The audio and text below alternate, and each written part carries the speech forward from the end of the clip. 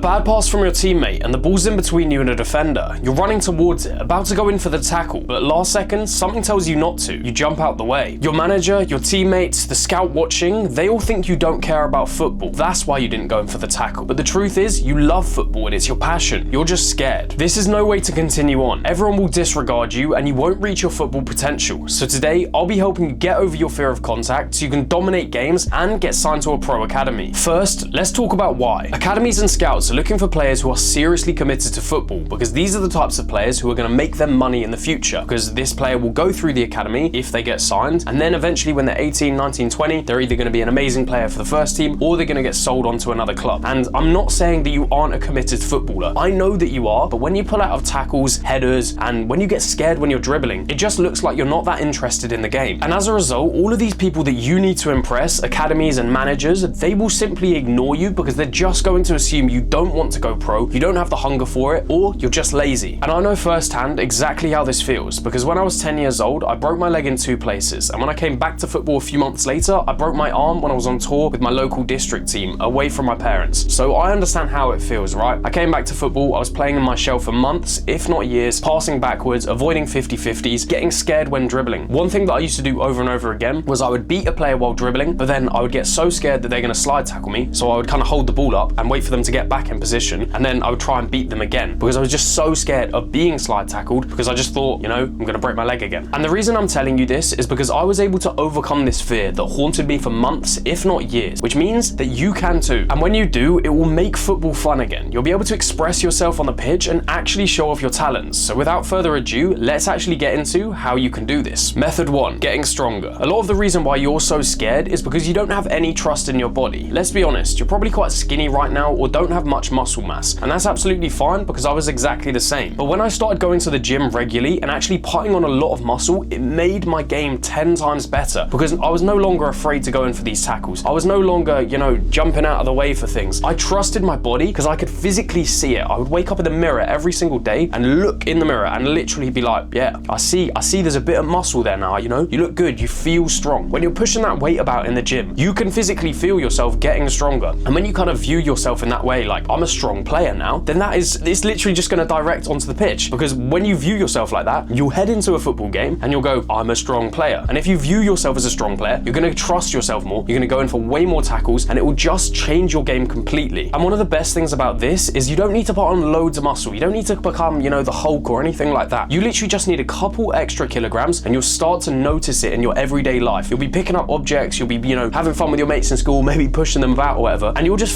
feel it. You'll literally feel it. I'm actually quite strong now, and that will just translate into the pitch. So it's not some mad gym grind where, you know, you need to grind for 5 years to feel the effects of this. All it is a few months of hard work and you will feel those benefits on the pitch. So how do you actually put on muscle as a footballer then? There's 3 things. The first is diet, the second is consistency, and the third is explosive power. For consistency, it's a real easy one, but so many people go wrong with it. They rely on motivation and then they'll go to the gym for 7 times in a week where they're actually feeling motivated, and then they'll have a demotivated period and they won't go to the gym for absolute months. So you don't need to do anything crazy where you're going gym 5, 6, 7 times a week. You literally just need to go twice a week, or even do stuff at home twice a week, because over time you will feel the effects of that. It's not a short sprint, it's a marathon. For diet, again, it's very simple, and if you watch a lot of my other YouTube videos, you will know exactly how to eat as a professional footballer. You need high carbs, so then you can actually fuel yourself right and feel energized on the pitch, and as well as that in the gym or when you're doing your strength training at home. And on top of that, protein. It is the most obvious thing in the world, but you need a high protein diet. If you don't have a high protein diet and you're doing all of this working out, this new movement on your body, and you're playing games, your body will break down. You're going to get stress injuries, the ligaments will go, you know, your muscles will cramp up. Everything will start to go wrong with your body if you're not fueling it right and you're not eating enough protein. So high protein, high carbs, cut out all the junk food. You don't need things like crisps and sweets, completely pointless, irrelevant for you, and it's just going to damage your football career. High carbs, high protein. And now for the specifics of how you're actually going to train as a footballer in the gym or at home. Explosive power. It is so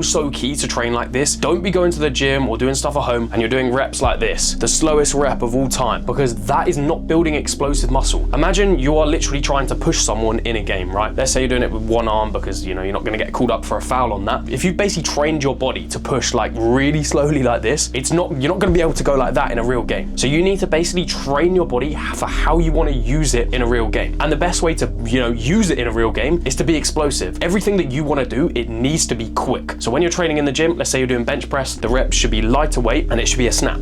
Quick. Everything that you do is quick because then it will help you get faster on the pitch with every single movement that you do. I'd recommend screen recording what I just covered because if you do and you actually listen to all of the information, your game will transform within just a couple months of training in this way. You'll feel way more confident on the pitch, you'll start going in for 50-50s, and you'll even notice yourself bodying bigger players. Method 2, your preparation and overall testosterone. Football is a very physical sport and you need to get yourself riled up before a game and ready to play. If you're there with no energy, no motivation, and just overall too relaxed, you're going to get crushed. Think about it as if someone were coming to body you in school or the street. You wouldn't just stand there and take it and just be all upright and relaxed. You would tense up. You'd prepare yourself for the contact and get into the correct stance. And that is exactly what your preparation is. It dictates if you're going to be a tough player or you're going to be scared. So here, 9 hours of sleep throughout the week is completely essential, and eating a lot of red meat, like I said earlier, and high carbs. And as a side point, don't be a gooner. If you know, you know, this will completely kill your drive for life and it won't help you feel confident. Following these tips will boost your testosterone, which will effectively improve your muscle mass, bone density, and your overall drive to be successful in life. So after living like this for a week or two, you'll go into games feeling alive, ready to destroy the competition, and that fear of contact will completely disappear. In regards to your preparation straight before a game, the music that you listen to is actually very important. If you're listening to classical music, it's probably going to get you in the mood to do homework or just relax and go to sleep. And if you're listening to drill music, on the other hand, this is going to get you in the mood to be very violent. So what you need to do is find your balance. Find music that's upbeat enough to the point where you're going to go into tackles, but at the same time, you're not going to do anything stupid on the pitch. Here, it's going to be slightly different for everyone, but for me personally, before a game, I'll listen to UK rap or American rap. This just gets me riled up. I don't really listen to it in my day-to-day life, but before a game, it just gives me a bit of anger and a bit of drive to go in for tackles and be hard. My Spotify playlist will be linked in the description if any of you want to go check it out and just get some inspiration for what music you should listen to before a game. On the topic of anger too, I found that when I think about someone doing me wrong just before a game, like something that makes me angry, like a manager or coach rejecting me, I always play better because I can't have him in a bad mood and I'm in that aggressive mindset. And this will be exactly the same for you. So if you can just temporarily think about something to make you angry, slightly, not crazy angry, but just a little bit angry before a game, you will play way better because you'll be a bit fired up. You'll have that fire in your belly that makes you want to go and prove people wrong. This obviously isn't an amazing long-term solution because at the end of the day, you want to be a pro footballer for you. You don't want to be out there, trying to prove people wrong and all this stuff. It has to come from within, otherwise that kind of motivation will just disappear very quickly when you feel like you've proved someone wrong, or eventually when you get over these types of things and you don't care about them anymore. But temporarily, this can work very well. Just simply thinking about something to make you a little bit angry. You'll go into the game and you'll be way more aggressive, which is always going to help you be physical. Method 3, your training. If you're always grinding alone, then your technical ability will skyrocket, but it's completely useless if the presence of an opposition scares you and stops you from completing your move. By training alone a lot, you're teaching your brain to be way too relaxed. Here, you can just waddle along, doing cone drills or shooting with unlimited time, but the real game is chaotic. So at least 3 times per week, make sure you're training with a partner, whether that's team training or away from that. Here, you can still use elements of individual training, but make sure you're practicing 1v1s, facing backwards and forwards to get used to that contact, and challenge each other for headers. All you need to do is just stand next to each other and throw the ball up in the air. By doing this, you'll become more comfortable with contact and learn to trust that your body won't get injured in 99% of scenarios. Method 4, you can bring a horse to water, but you can't force it to drink.